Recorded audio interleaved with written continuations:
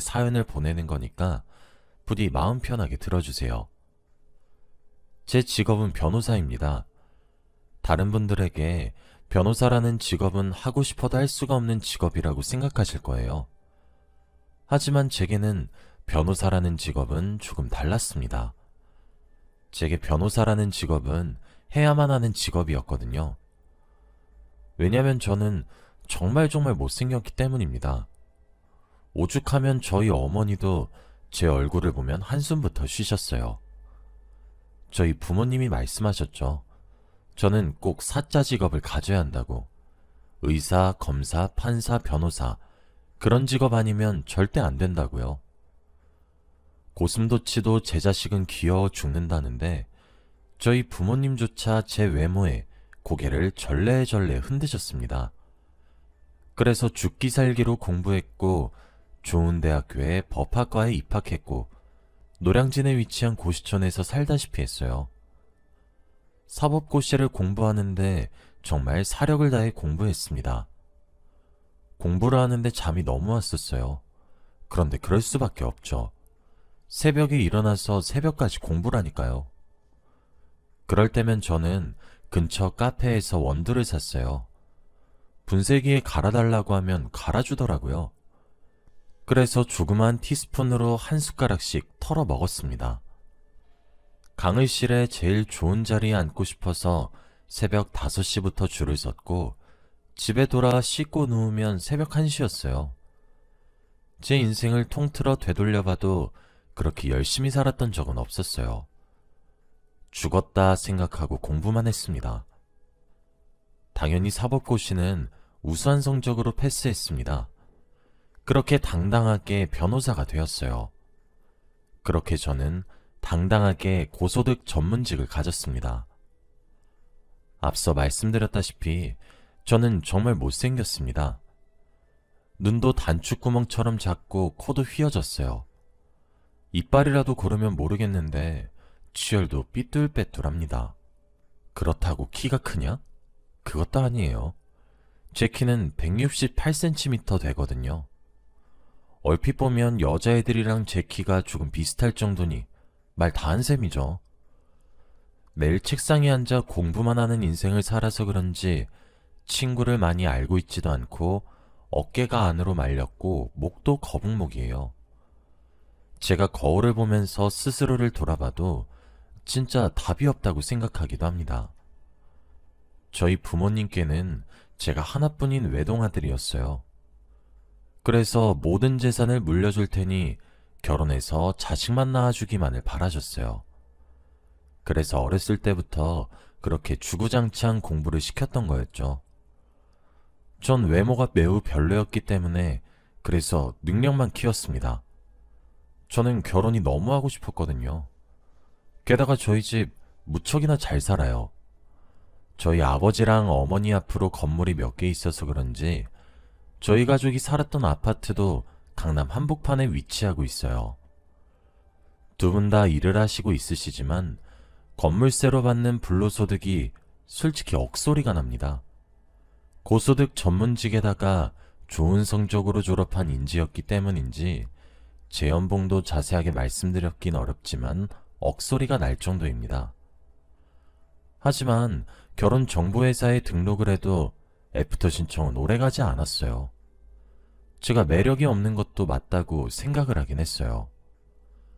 그러다 35이 되던 해에 결혼정보회사를 통해서 선자리가 하나 들어왔습니다. 실제로 만나니까 진짜 이쁜 얼굴을 가졌고 저보다 키도 3cm 정도 더 컸어요. 그래서 솔직히 위축이 되었습니다. 저와는 급이 다르다는 생각이 진짜 많이 들었거든요. 하지만 그 여자와 나눈 모든 이야기가 재미있었고 저는 안 될 거란 생각을 하면서도 애프터 신청을 했습니다. 그런데 의외로 제 애프터 신청을 그 여자가 받아주더군요. 그리고 제가 마음에 든다고 했어요. 그렇게 결혼을 전제로 만나게 되었고 솔직히 연애를 시작함과 동시에 결혼 준비도 시작했어요. 저희 어머니랑 아버지는 입이 찢어져라 좋아하셨죠. 진짜 예쁘고 착한 며느리를 만났다고 생각을 했거든요. 하지만 아내는 얼굴을 제외하고는 별로 뛰어난 능력은 없었습니다. 얼굴은 정말 소름 끼치게 이뻤지만 공부에는 재능이 없었다고 하더라고요. 그리고 처가댁도 그리 넉넉한 집안은 아니었고요. 그래도 그게 뭐가 문제가 되겠습니까? 모자라면 제가 도우면 될 것이고 그래야 가족이니까요. 그렇게 전 아내와 결혼을 했고 아내는 5천만 원을 들고 제게 시집을 왔어요. 저희 신혼집은 강남에 있었던 40평대 아파트에서 시작했습니다. 저희 아버지 뜻에 따라 제 명의로 미리 사놨던 아파트였는데 신혼집으로 사용하게 되었죠. 아내는 자신이 최선을 다해 모은 돈이라고 얼마 안 되지만 성의를 표현하고 싶다며 제게 5천만 원을 내밀었고 그 모습조차도 진짜 무척이나 성스럽게 느껴졌습니다. 예쁜데 착하기까지 하니 진짜 신은 불공평하다고 생각했죠. 하지만 전 아내와 결혼을 하고 얼마 지나지 않아 아내의 이중적인 실체를 알게 되었어요. 신은 공평했거든요. 아내는 결혼을 하면서 일을 그만두었고 전업주부로 전향을 했습니다. 하지만 그렇다고 해서 집안일을 하진 않았어요. 청소하시는 도우미를 썼고 밥을 해주는 도우미를 따로 썼거든요. 아내가 하는 일이라고는 제 명의의 카드를 들고 백화점에 쇼핑을 가거나 골프를 치러 가거나 사치스러운 취미생활을 하는 것뿐이었습니다. 그래도 제게 빵긋빵긋 웃으면서 제잘거리는 모습이 너무 예뻐서 뭔들 못해주겠나 싶었어요. 하지만 그것도 신혼의 달콤함을 느끼던 그 잠깐이었습니다. 결혼하기 전에는 제게 곧잘 애교도 잘 부려주고 사근사근하게 말도 해주고 그랬는데 아내는 결혼을 하고 난 뒤 정말 급작스럽게 사람이 바뀌어가기 시작했거든요. 아내는 원래 하지도 않긴 했지만 집안일에 손도 대지 않았고 점차 저를 하대했습니다. 음식물 쓰레기를 버리는 일도 재활용 분리수거를 하는 일까지도요. 그래도 그것까진 참을 수가 있었어요. 하지만 아내가 저를 남편으로서, 남자로서 무시하는 것까지는 차마 참기가 힘들었어요. 저희 부부는 결혼을 하자마자 아이를 가졌습니다. 제 오랜 소원이었거든요. 딸과 아들로 이루어진 이란성 쌍둥이였습니다. 그런데 아내는 아이를 출산하자마자 제 손길을 피하기 일쑤였습니다. 제가 손이라도 잡을라 치면 마치 벌레라도 내쫓는다는 듯 기겁하며 허이허이하는 손짓을 했고 분위기라도 잡아볼까 하면 냅다 소리를 악 지르고 각방을 썼어요. 저는 이 여자와 결혼을 하고 난 뒤에는 달콤한 행복에 젖어 살 것이라고 생각했는데 제가 처한 현실은 지옥이었습니다. 사실 키도 작고 못생겼다는 사실은 이미 자각하고 있었기 때문에 별로 상처받진 않았었어요. 솔직히 결혼을 하면서 이런 경우가 있을 거라고 스스로도 이미 생각하고 있기도 했고요. 그런데 사람이란 것이 또 상상하던 것을 현실로 직면하기 시작하니까 조금 힘들긴 했어요. 그런데 참지 못하는 순간이 저를 찾아왔습니다. 하루는 그날도 의뢰인에게 시달릴 대로 시달려서 녹초가 된 채로 퇴근을 했어요. 그런데 아내가 전화를 하고 있더라고요. 전화하는 것에 정신이 팔려서 그런지 제가 집에 들어온 소리도 모르더라고요. 집에 왔다고 인기척을 내려던 그 순간 아내의 입에선 충격적인 말만 나왔어요. 야, 말도 마. 나 진짜 너무 그 얼굴에 역겨워. 왜? 야, 진짜 변호사기만 했으면 절대 안 만나. 내가 미쳤냐? 그래도 시댁에 재산이 꽤나 있으니까 그거 하나 바라보면서 살지.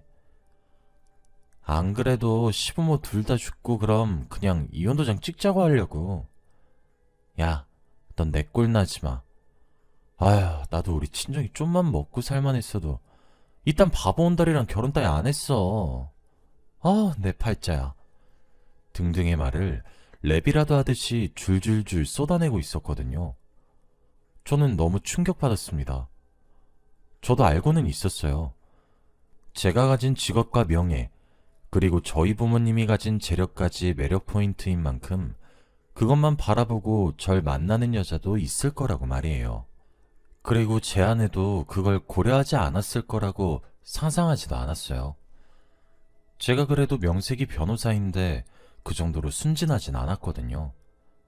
하지만 재산만 빼돌리고 왔을 거라고는 생각하지 못했어요. 그래도 제게 조금의 정이 있을 거라 믿었고 믿고 싶었던 것 같습니다.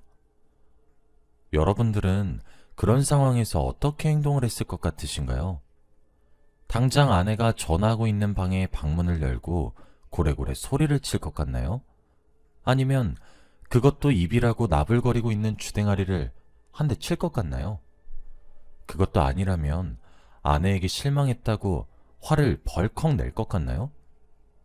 안타깝게도 저는 세 가지의 방법 모두 사용하지 않았습니다. 저는 조용히 물러나는 것을 택했어요. 씁쓸했지만 아내에게 화를 낼 수가 없었거든요. 저도 제가 못생겼다 생각하고 있어서요. 저는 저런 여자와 더는 살지 못하겠다고 생각했어요. 그래서 혼자 조용히 협의이혼 서류를 준비하자고 결심했어요. 그날 밤 차마 깨어있는 아내를 보는 것은 힘들 것 같아 야근이 있다고 거짓말을 치고 새벽에 들어갔습니다. 아내는 방에서 새근새근 소리를 내며 자고 있더군요. 저희 사이에 태어난 아이조차 엄마인 아내는 제대로 돌보지 않는 것을 알게 되니까 이제 진짜 끝이구나 하는 생각밖에 들지 않았어요. 쌍둥이조차도 베이비시터를 이용해서 돌보게 하더군요. 몸매가 망가진다고 아이들 면역에 좋다던 모유 한번 물리지 않고 분유만 먹였죠. 그때도 그런 아내의 결정을 존중했는데 그냥 인성이 결여된 사람이었던 거였어요. 처음엔 아이들 얼굴을 생각해서 이혼하는 것을 망설였습니다. 그래도 아이들에게 엄마가 있냐 없냐 영향이 클 것 같아서요. 그런데 아이들 육아하는 꼴을 보고 있으니 미미하겠다 싶었죠. 자는 아내 얼굴을 내려다보며 생각했고 결정했어요. 협의이혼을 하는 대신 그래도 제게 소중한 딸과 아들을 낳아줬으니 1억 정도의 위자료를 주고 헤어지자고 해야겠다고 말이에요. 아내는 수입이 없으니 양육권은 제가 갖게 될 것이니까요. 그런데 그때 정말 드라마틱하게 아내 휴대폰에서 불이 번쩍이고 있었습니다. 판도라의 상자가 열려버린 거였어요. 홀린 듯이 다가가 아내의 손가락을 이용해 잠금을 해제했고 아내의 메신저를 찾아봤어요. 아내는 제가 생각했던 것보다 더더욱 최악인 사람이었습니다. 아내의 휴대폰에는 장미꽃, 동백꽃, 해바라기 꽃의 이모티콘으로 저장된 사람이 셋 있었어요. 그리고 그 사람들 한 명 한 명씩 들여다보니 셋 다 남자더군요. 그리고 아내의 가장 절친한 친구와 나눈 채팅방도 읽었었어요. 모든 정황이 하나씩 맞춰지더군요. 아내는 꽃밭이라 칭하더군요. 그 3명의 남자를요. 한 사람은 나이트에서 불장난을 하다 알게 된 유부남이었고 또 한 사람은 호스트바에서 아내를 접대했던 20대 초반의 풋내기였으며 또 다른 한 사람은 그냥 파트너로 오랜 시간 동안 아내와 친구로 지내온 저희 또래의 미혼남이었습니다. 제가 진짜 얼마나 기가 막히던지. 아내는 그들을 자신의 꽃밭이라고 칭하며 하루에 한 명씩 골라 잡아서 만남을 가지고 있었습니다. 대화 내용을 읽어보니 저희 집에도 여러 차례 데려왔더군요. 위자료를 준다거나 협의이혼을 한다거나 그것들은 다 제가 짠 어이없는 계획이었고 당장 취소했습니다. 그리고 저는 화려한 복수를 기획하기 시작했어요. 앞서 말했다시피 전 변호사입니다. 그리고 저는 그 중에서도 이혼소송 전문 변호사입니다. 저는 인생은 호락호락하지 않다는 것과 지렁이도 밟으면 꿈틀한다는 것을 보여주고 싶었고 제 앞에서 무릎 꿇고 앉아 싹싹 비는 아내의 모습을 원했습니다. 여자가 한이 서리면 온유월에도 서리가 내린다 하죠. 근데 남자도 마찬가지입니다. 한이 맺히니 한여름에 눈이 오는 것 같더군요. 저는 베이비시터들의 육아를 핑계대며 홈 CCTV를 달았습니다. 아내는 기계에 대해서 문외한이거든요. 좀 멍청할 정도로 말이에요. 요즘 시대가 어느 때인데 CCTV로 실시간을 볼 수 있다는 사실조차 모르더군요. 길게도 기다리지 않았습니다. 딱 3주 기다렸어요. 저는 3주 내내 지금 맡고 있는 소송이 너무 중요해서 야근을 한다고 핑계를 대면서 증거만 잡았습니다. 밤마다 집에 들어가서 자고 있는 아내의 휴대폰 속 대화들을 기록으로 남기면서 증거를 만들었어요. 그리고 그 남자들을 우리 집에 끌어들이기만을 기다렸죠. 며칠 지나지 않았는데 장미꽃을 집에 들였고 둘이서 소파에서 한 번, 저희 부부 침실에서 한 번, 그렇게 유부남과 총 2번의 그 짓거리를 하더군요. 녹화했습니다. 그리고 또 일주일이 지나니까 동백꽃이 집에 들어오더군요. 어린 호스트바 놈이랑 집안 곳곳을 돌아다니면서 역겨운 짓거리를 하는데 서로 사랑한다고 속삭이는 모습 또한 녹화했습니다. 마지막으로 또 일주일이 지났습니다. 그랬더니 해바라기 꽃으로 저장된 아내의 오래된 친구이자 파트너인 남자의 모습도 녹화했어요. 그리고 하나둘씩 처가에다가 지원하는 돈도 끊었고 카드도 정지했으며 처남 밑으로 지원해주던 돈도 끊었어요. 처가댁에서는 가진 것은 쥐뿔도 없으면서 딸 가지고 장사를 하시던 집안이었습니다. 아내 얼굴이 예쁘다는 이유 하나만으로 제게 머슴처럼 굴기를 강요하셨었거든요. 그리고 장인어른과 처남이 제게 각각 2억씩 빌려왔었습니다. 사업을 벌이겠다는 개소리라면서요. 그것도 내용 증명을 싹 보냈습니다. 당연히 아내의 친정에서는 난리가 났죠. 아내가 제게 전화를 걸어 발악을 하더라고요. 당장 집으로 오라면서요. 참나, 오라고 하면 누가 못 갈 줄 아나 보더군요. 당당하게 집으로 갔고 보자마자 아내 뺨을 냅다 쳤습니다. 아내는 할 말을 잃은 듯 분노에 찬 눈초리로 절 노려봤어요. 하긴 아내도 당황할 만합니다. 제가 그동안은 아내가 하라는 대로 했고 시키는 대로 살았거든요. 하지만 제게도 아이들이 2명이나 있고 제가 책임져야 하는 가장이어서 그런지 판단이 아주 명확하게 서더군요. 저는 아내에게 증거 자료를 뿌렸습니다. 그리고 말했어요. 내가 살면서 너처럼 악마 같은 년은 살다 처음 봐. 소송 준비해. 아마 위자료 준비 많이 해야 할 거야. 내가 그동안 바보처럼 당신 말 한마디에 웃고 울고 하니까 사람이 바보 같았어? 밑으로 봐도 유분수지. 쥐뿔도 없는 여자랑 결혼했는데 뭐? 불륜? 기가 막혀서. 아내는 새하얗게 질린 낯짝으로 제게 여보? 라며 애원하기 시작했죠. 나 애들 얼굴 봐서라도 당신이랑 이혼은 절대 하지 않으려고 했어. 당신 어차피 유책 배우자고 나한테 위자료 줘야 될 거야. 그리고 당신이 가진 꽃밭에다가도 연락해야 하지 않을까? 내가 그 셋도 가만히 두고 볼 것 같아? 떡하니 거실에 결혼사진 걸려있는 곳에서 그 짓거리를 하다니. 진짜 내가 너무 어이가 없어서 말이 안 나. 그리고 애들 볼 생각도 하지 마. 아내는 그때까지도 정신을 못 차린 것인지 제게 표독스럽게 쏘아붙였어요. 이혼하자고 하면 내가 뭐 겁이라도 먹고 못할 줄 알고? 그래, 해. 대신 나도 당신한테 재산 분할 신청할 거야. 알겠어? 어디 누가 이기나 해보자고. 집은 나한테 줘야 할 거야. 저는 박장대소를 터뜨렸어요. 야, 진짜 멍청하다 생각은 했는데 이 정도일 줄은 몰랐어. 당신 정말 대단해. 여보, 나 변호사야. 심지어 이혼소송만 전문으로 하는 변호사라고. 당신이랑 결혼하기 전부터 내 명의여서 특유재산이라 재산분할 대상에 포함되지도 않고요.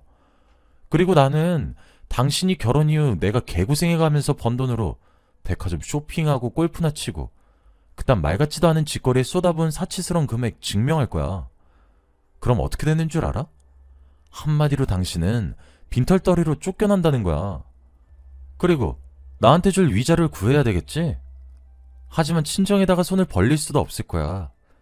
왜냐면 그들도 내게 4억을 갚아야 할 테니까. 그렇게 힘들 것 같았으면 너의 그 좋은 꽃밭에다가 도움이라도 구걸해보지 그래, 멍청아. 당신은 불륜을 저질렀고 부부관계에 있어서 소홀했고 육아에도 애정을 보이지 않은 점 등등 내가 할 수 있는 모든 것들을 온 마음을 다해 증명할 거야. 누가 이기나 해보자고? 그래, 어차피 내가 이기겠지만 누가 이기나 한번 해보도록 하자. 그렇게 들어간 이혼소송에서 당연히 승소한 쪽은 저였고 상간자 소송까지도 마무리했습니다. 상간자 소송만으로도 위자료가 약 1억 정도 되더라고요. 아내와도 이혼소송에 승소했고 아내는 제게 위자료를 지급했어요. 없는 돈을 끌어모아서 변호사를 선임하더니 제게 항소를 신청하고 재산 분할을 요구했어요. 물론 기각되었지만 말이에요. 양육권은 제가 가져왔고 지금은 아주 어렵겠지만 면접 교섭권을 빼앗기 위한 소송을 앞두고 있습니다. 아이들은 아직 아무것도 모르고 빵긋빵긋 웃고만 있어요. 그래도 친자 검사 결과 제 아이가 맞았고 지 엄마를 닮아서 둘 다 인물은 좋으네요. 못생긴 것이 죄가 아닐 텐데 얼굴이 못생겼단 이유 하나만으로 그런 취급을 당하고 이런 일을 겪게 되니까 많이 씁쓸하네요. 저는 다음 소송을 기다리고 있어요. 아내는 제게 매일같이 연락하며 미안하다 빌고 있죠. 속이 후련하면서도 참 입이 씁니다. 여기까지가 제 이야기였습니다. 긴 이야기 들어주셔서 감사합니다.